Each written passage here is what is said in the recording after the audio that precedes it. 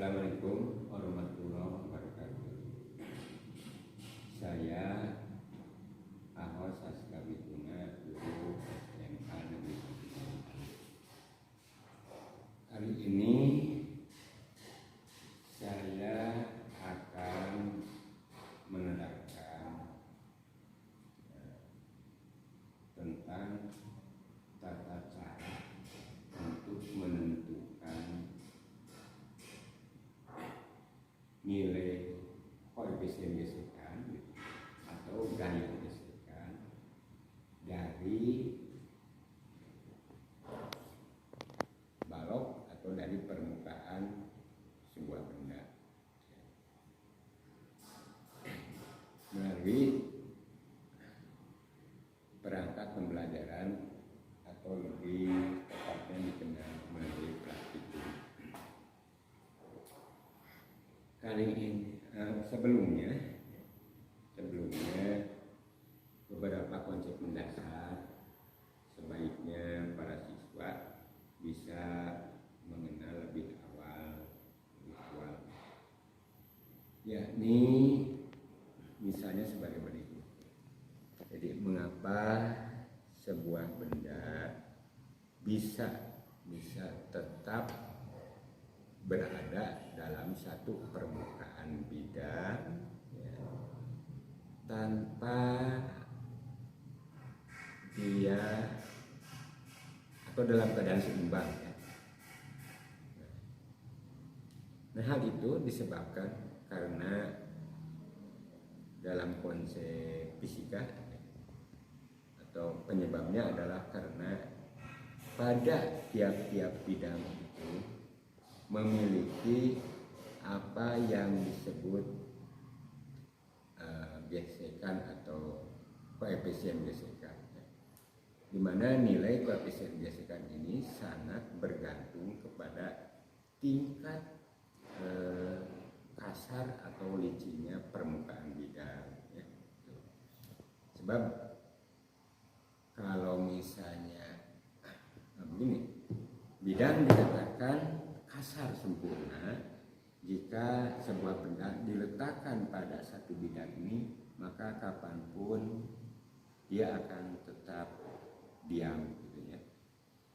Itu dikatakan yang dikatakan kasar sempurna.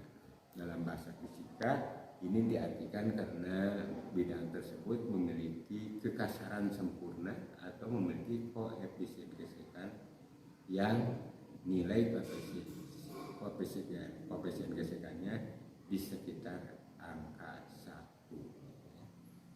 Kemudian yang kedua, bidang dikatakan licin sempurna. Itu apabila sebuah benda diletakkan pada bidang yang licin sempurna, dia tidak akan diam. Jadi ada dua kemungkinan sebenarnya. Bisa tetap diam, tapi dengan sentuhan kecil saja dia akan terus bergerak tanpa berhenti dan bergerak dengan satu kecepatan kolosal. Jadi tidak akan berhenti sampai kiamat pun. Ini dikatakan bidang itu licin sempurna. Nah, sebuah permukaan bidang dikatakan licin sempurna dalam bahasa fisika itu bisa diartikan karena bidang tersebut memiliki nilai koefisien gesekan yang nilainya 0 atau tanpa memiliki nilai koefisien gesekan. Nah, itu hal kasarnya. Nah, pada umumnya benda-benda di alam itu memiliki tingkat kekasaran atau koefisien gesekan yang nilai koefisien gesekannya itu sudah barang pasti antara 0 dan 1. Kenapa?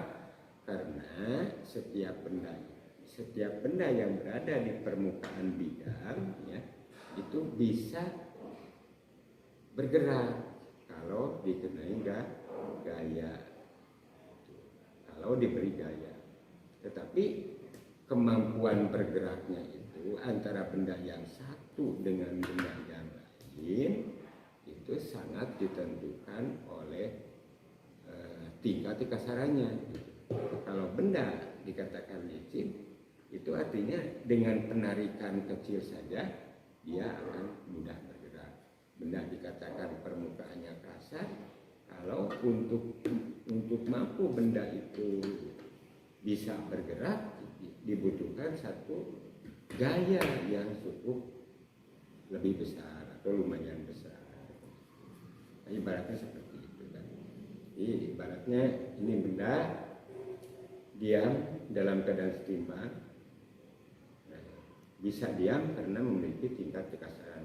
Kekasaran itu dibentuk karena benda yang berada di atasnya dan benda yang pula yang ada di bawahnya.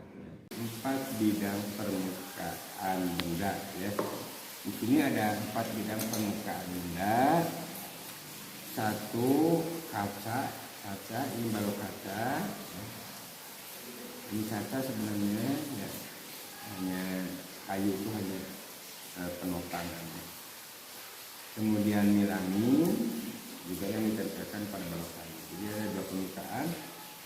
Kemudian kayu itu sendiri ya, ini biasanya kayu albasiah, kayu Borneo ini, kayu Borneo. Dan ada lagi permukaan amplas yang tidak terlalu kasar. Kalau di material amplas licin nomor 3 nomor terakhir. Nah, kalau diraba tingkat kelicinan kalau dalam bahasa fisika disebutnya bukan tingkat kelicinan, tingkat kekasaran bidang. Ini kaca lebih licin dibandingkan melamin. Banyak kalau dipegang. Kemudian kayu dengan amplas, kayu lebih licin dibandingkan amplas ya. Atau dalam bahasa fisika tingkat kekasaran kayu lebih kecil ketimbang kekasaran amplas. Tingkat kekasaran kaca lebih kecil dibandingkan tingkat kekasaran melamin.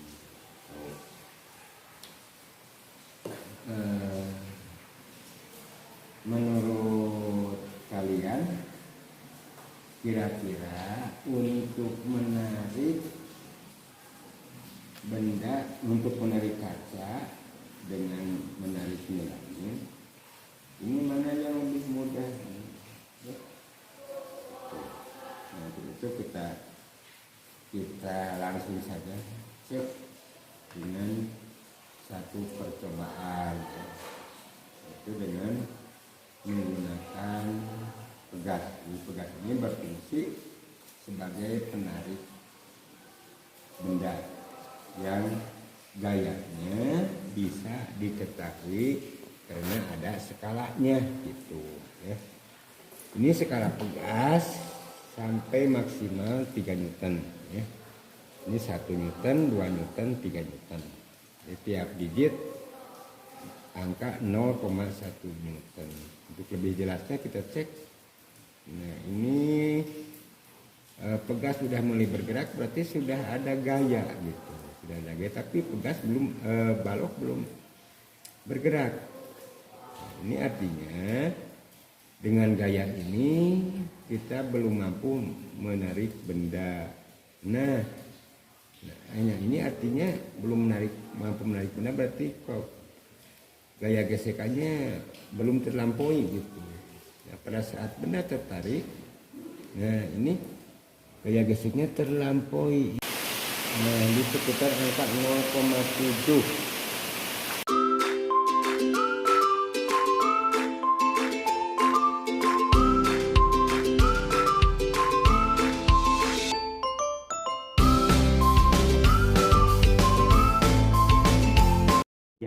Barusan kita dapatkan adalah bukan angka mutlak, bukan angka mutlak, tapi melainkan angka perbandingan saja.